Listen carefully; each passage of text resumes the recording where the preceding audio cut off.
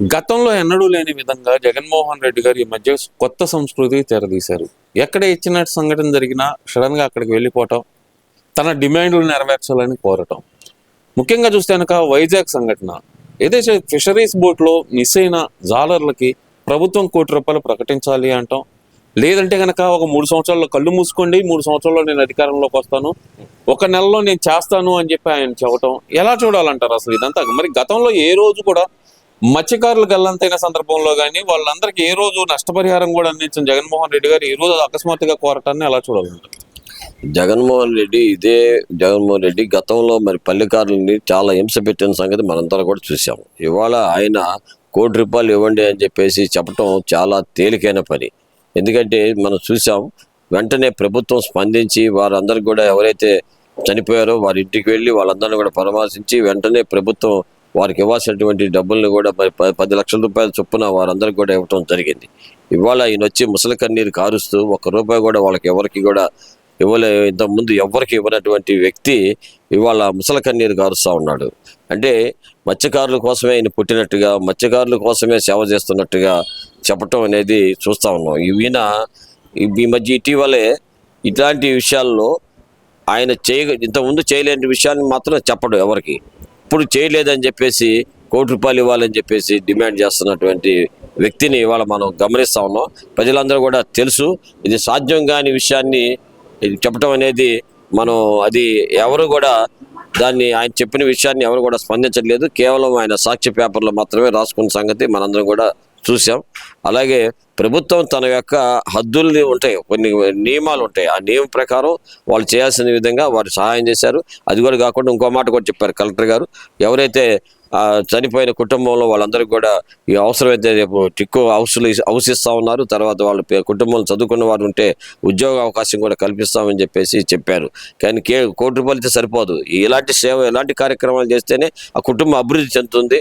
మరి పెద్ద దిక్కు పోయినప్పుడు ఆ కుటుంబ అభివృద్ధి కోసం ఇలాంటి నిర్ణయాలు తీసుకుంటాం ఒక చంద్రబాబు నాయుడు గారికి మరి సాధ్యం అని చెప్పేసి ఈ కూటమి ప్రభుత్వం ఈ మంచి నిర్ణయానికి అందరూ కూడా, ప్రజలందరూ కూడా హర్షిస్తున్న టైంలో దాన్ని ఏ రకంగా మరి దాన్ని మనకు అలవాటు ఉంది కదా, మంచి పాలల్లో విషం చల్లేటువంటి ఆలోచన ఉంటుంది కాబట్టి దానివల్ల మంచి పేరు వస్తుందని చెప్పి ఉద్దేశంతోనే వాళ్ళ ఈ జగన్మోహన్ రెడ్డి ఇట్లాంటి టూర్లు పెట్టుకొని వాళ్ళ సాక్షి పేపర్లో అరాచకాన్ని సృష్టిస్తున్న సంగతి మనందరం కూడా గ్రహించాలి. ప్రజలందరూ కూడా యాక్టివ్గా ఉండాల్సిన బాధ్యత మన పైన కూడా ఉందని చెప్పి తెలియజేస్తాం.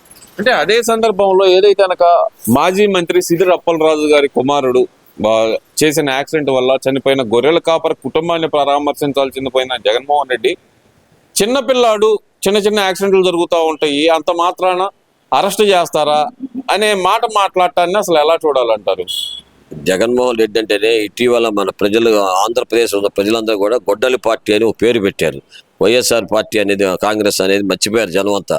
గొడ్డలి పార్టీ అంటే సొంత బాబాయిని చంపిన వ్యక్తి, తర్వాత మా అమ్మగారిని, వాళ్ళ అక్క చెల్లెల్ని కూడా హింస పెట్టినటువంటి వ్యక్తి. ఎలాంటి ఆలోచన తప్ప అతనికి ఇంకేం ఆలోచన వస్తుంది? ఇవాళ అప్పలనాయుడు గారు అబ్బాయి ఒక యాక్సిడెంట్ చేశాడు. ఒక సామాన్య మానవుడు, బీసీ అయినటువంటి గొర్రెల కాపరి మరి యాక్సిడెంట్ చేసి చంపేస్తే నువ్వు గొర్రె కాపరి ఇంటికి వెళ్ళి వారితో మాట్లాడాల్సిన బాధ్యత నీకుంది. మరి ఒక పక్క మరి పిష్యులు చనిపోయినట్టు వాళ్ళందరినీ కూడా వెళ్ళి విమర్శించినప్పుడు ఇతను కూడా చనిపోయాడు కదా, ఎవరైతే చనిపోయారో వారింటికి వెళ్ళి నువ్వు మాట్లాడావా?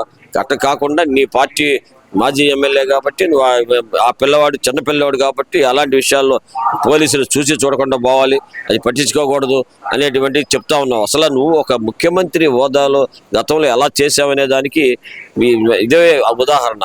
ఇలాంటి నిర్ణయాలు తీసుకుంటాం వల్లే మరి గత 5 సంవత్సరాలు అభివృద్ధి అనేది లేకుండా ఈ యొక్క చేతకాంతాల వల్ల అమరావతిని శ్మశానం అంటాం. కానీ ఈ మాటలు ఇవాళ చూడండి, అమరావతి ఎంత వర్క్ జరుగుతూ ఉందో. ఇవాళ ఒక్కసారి మనం కనుక ఇప్పుడు ప్రజెంట్గా ఉన్నటువంటి వారందరూ కూడా ఒక్కసారి అమరావతి విజిట్ చేసినట్టయితే అక్కడ జరిగే వర్క్ చూడండి ఎంత చక్కగా వర్క్ జరుగుతూ ఉందో.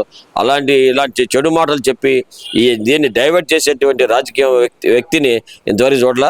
అందుకని బాబు గారు పెట్టిన గొడ్డలి పార్టీ అనే దానికి ఆ నామాన్ని ఆయన కరెక్ట్గా పాటిస్తున్నాడని చెప్పేసి తెలియజేస్తా ఉన్నాం. అంటే ఎన్నడూ లేని విధంగా ఆయన అసలు పదే పదే ఏ సంఘటన జరిగినా సరే అక్కడ అవినాష్ రెడ్డి దగ్గర నుంచి నిన్న సిద్ధిరప్పలరాజు కొడుకు అర్ణవ్ వరకు ప్రతి ఒక్కరిని చిన్నపిల్లాడు అని సంబోధించడం.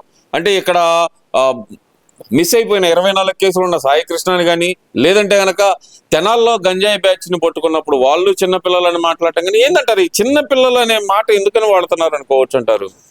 అతను అసమర్థ ముఖ్యమంత్రి, అసమర్థ పార్టీ అయినటువంటి గొడవల పార్టీ. వాళ్ళ ఆలోచన విధానమే తప్పు, తప్పుడు విలోచన.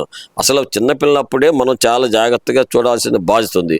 ఇప్పుడే చిన్నతనంలోనే ఎలాంటి ప్రోత్సహించినట్టయితే రాబోయే తరంలో వాళ్ళు రేపొద్దున ఎలాంటి దానికైనా చేయడానికి సిద్ధంగా ఉన్నారు.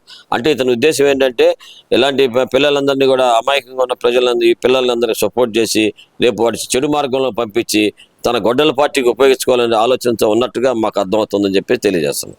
అంటే ఎందుకంటారు ఆయన ఆ మెంటాలిటీని ప్రోత్సహించాలనే ఆలోచన ఎందుకు వస్తుంది అనుకోవచ్చు అంటారు? అసలు గతంలో కూడా మనందరికి కూడా తెలిసిన విషయమే. మన కీర్తి చేసినటువంటి రోసయ్య గారు, మాజీ ముఖ్యమంత్రి గారు కూడా చాలాసార్లు ఆయన మీడియా ముందే చెప్పారు. ఏమని, ఈ జగన్మోహన్ రెడ్డి అనే వ్యక్తి ఒక విచిత్రమైన వ్యక్తి అని చెప్పేసి ఆయన రాజశేఖర రెడ్డి గారే స్వయంగా చెప్పినట్టుగా ఎన్నోసార్లు మీడియా ముందు చెప్పారు. అది వాస్తవం, అది జరుగుతుంది. ఒక విచిత్రమైన వ్యక్తి ఇతను, ఎలాంటి చెడుని ప్రోత్సహించేటువంటి వ్యక్తి కాబట్టి ఇతను గతంలో ఒక రాక్షసుడు అయి ఉంటాడు. అందుకనే రాక్షస బుద్ధులు ఉన్నాయి. రాక్షసులు కనుక ఏ రకంగా అయితే చెడుని ప్రోత్సహిస్తారో ఆ రకంగా ప్రోత్సహించేటువంటి ఈ ప్రతిపక్షాన్ని మనం తరిమి వాళ్ళందరినీ కూడా వెళ్ళగొట్టాల్సిన బాధ్యత ఉంది. ఆంధ్రప్రదేశ్ పట్టినటువంటి ఈ చీడ పురుగుల్ని మనం కూడా అందరం కూడా, ఇంకా కొంతమంది ఆ పార్టీలో కొంతమంది అంబటి రాంబాబు గారు లాంటి వాళ్ళు, కొంతమంది నాని లాంటి వాళ్ళు, కొంతమంది ఉన్నారు ఎట్లాంటి యాదవులు. ఇలాంటి వాళ్ళందరికీ కూడా చెప్తా ఉన్నాం, మీరు అలాంటి పని కనుక చేసినట్టయితే రాబోయే తరంలో మీ పిల్లలే మిమ్మల్ని అసహించుకునేటువంటి పరిస్థితి వస్తుందని చెప్పేసి అందరికీ చేతులెత్తి నమస్కరిస్తామని చెప్పి తెలియజేస్తా ఉన్నాం. సరే, ఇదంతా ఒక ఎత్తు అయితే కనుక జగన్మోహన్ రెడ్డి గారు ఎన్నడూ లేని విధంగా, అంటే నిన్న ముద్రగడ పద్మనాభం గారి ఏదైతే పార్థివ దేహాన్ని మోయటం ఏంటంటారు? రాజకీయంలో భాగం అనుకోవచ్చు అంటారా? నిజంగానే హానర్ ఇవ్వటానికే అలా వచ్చారనుకోవచ్చు అంటారా? ఇప్పుడు గతంలో మనం చూసాం, అందే గురించి మన తెలంగాణ ముఖ్యమంత్రి రేవంత్ రెడ్డి గారు వెళ్ళి చక్కగా ఇది చేశాడు. ఆయనకి ఎంత పేరు వచ్చిందో చూసాం. ఇవాళ ఇతను వివాదాస్పదమైనటువంటి ఎవరైతే చనిపోయారో ఇతను వివాదాస్పదమైన వ్యక్తి. అతను ఏంటంటే కేవలము ఈ యొక్క కూటమి ప్రభుత్వాన్ని 2 ముక్కలు చేయాలి అనేటువంటి భావంతోనే వెళ్ళాడు తప్ప పద్మనాభం గారి పైన ప్రేమతో మాత్రం వెళ్ళలేదు. ఇది ఒక రాజకీయ ఎత్తుగడ. ఎందుకంటే శవ రాజకీయం ఇవాళ చూస్తూ ఉన్నాం, శవ రాజకీయాలు చేస్తూ ఉన్నాం. నేను అంబటి రాంబాబు కూడా అక్కడ పోలీసు వారిని నెట్టడం చూసాం. డిఎస్పీ గారిని నెడుతున్నాడండి. ఎంత పనికిమాలని ఎదవ పక్కన మీడియా ఉంటే 2 చేతులు పెట్టే వాళ్ళని నెట్టేటువంటి చూస్తూ ఉన్నారు. ఇవాళ ఎలాంటి అరాచకాలు చేసేటువంటి వారు కనుక రేపొద్దున ఎలాంటి వాళ్ళు కనుక రేపు రాజకీయాల్లో ఉంటే చాలా ప్రమాదం జరగబోతుంది. కాబట్టి మనందరం కూడా, ప్రజలందరూ కూడా సమర్థతగా ఉండి ఎవరైతే పనిచేస్తారో, ఈ రాష్ట్రాన్ని అభివృద్ధి చేస్తారో వారిని మనసులో పెట్టుకొని రేపు రాబోయే కాలంలో పంచాయతీ ఎలక్షన్లో కానీ, కార్పొరేషన్ ఎలక్షన్లో కానీ తిరిగి మరలా కూటమి ప్రభుత్వాన్ని ఎన్నుకునేటట్టుగా ఉండకపోతే చాలా ఇబ్బందికరమైన పరిస్థితి వస్తుందని చెప్పేసి వాళ్ళ యొక్క ప్రవర్తన బట్టి మనకు అర్థమవుతుందని చెప్పేసి తెలియజేసుకుంటా ఉన్నాం.